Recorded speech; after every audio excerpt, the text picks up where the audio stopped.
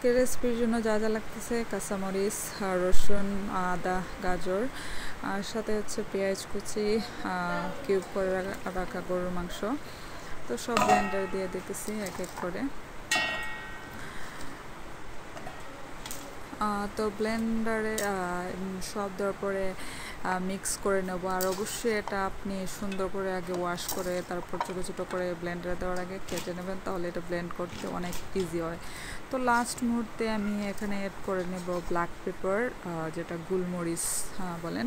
তো ওই কয়েকটা মিক্স করে নিলাম, যে যার মতো স্পাইসি করতে পারেন। তো এখন আমি ব্লেন্ড করে নেব।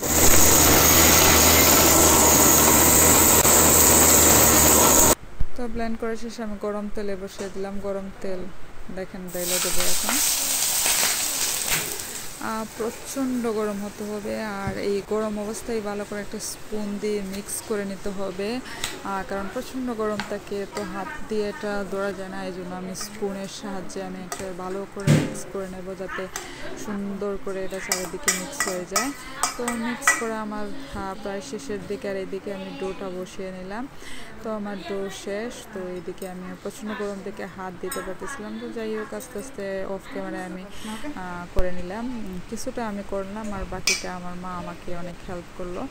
তো আমি জাস্ট মোমোটা রেডি করতেছিলাম। তো মোমেন্ট হয়ে গেছে। মোমোটা একটু রুটি যে এটা অনেক সফট হয়ে গেছে। তো যাই হোক, মাশাআল্লাহ তারপর অনেক সুন্দর হয়েছে। এই যে আমার দেখেন মোমোটা ফাইনাল। আমি ঘরোয়া পদ্ধতিতে করছি। আমি যদি মেহমান আসে আমার সাথে, সামনে আমার বোন জমে আসবে, তো তারা আসলে পরে একটা সুন্দর ডিজাইন দেওয়ার চেষ্টা করব ইনশাল্লাহ।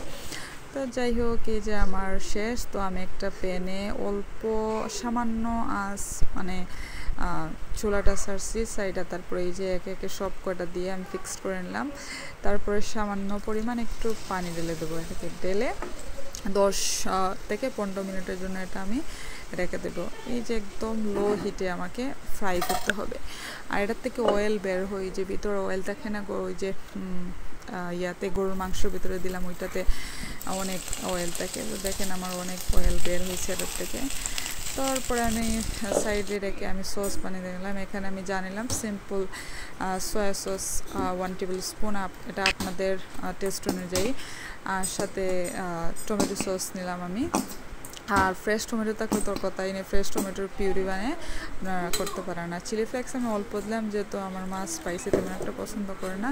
তো তার সাথে আমি আবার অ্যাড করে দিলাম এই যে পানি, অল্প অল্প করে মিক্স করে সুন্দর করে এটাকে করতে হবে। তো পানি আর পরিমাণ আরও আপনারা দিতে পারেন, তাহলে সসটা আর একটু পরিমাণ বাড়াতে হবে আর কি। তো যাই হোক, আমার এই যে আমি এখন ঢেলে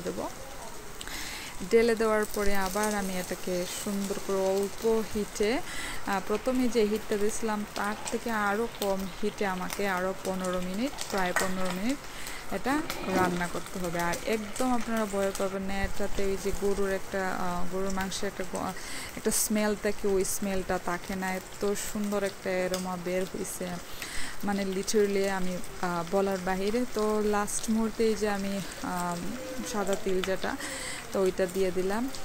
তো ডান, অনেক মজা হয়েছিল। ধন্যবাদ।